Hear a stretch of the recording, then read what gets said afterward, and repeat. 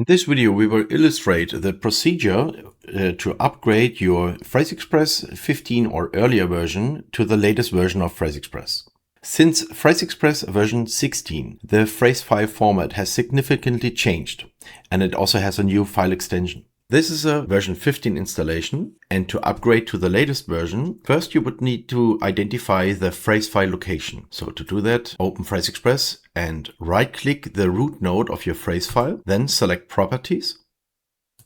And here you see the file path to your phrase file with the old file extension PXP. Open this directory by clicking on this folder. Okay, this is a file explorer and the phrase file where all your phrases and the folder hierarchy with auto text and hotkeys and access permissions are stored.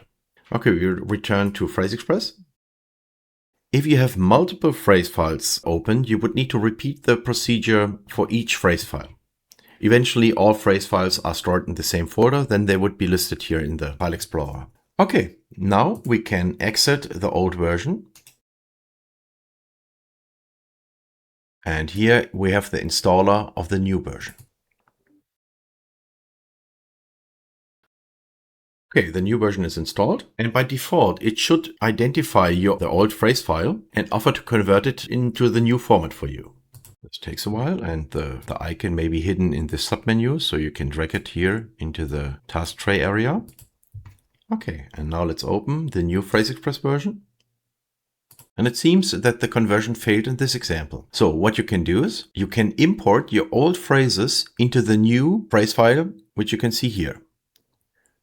So to do this, we go here and copy the phrase file location of your old phrase file. Could right click on it and click on copy to have the path. Then we go back here and we click on import.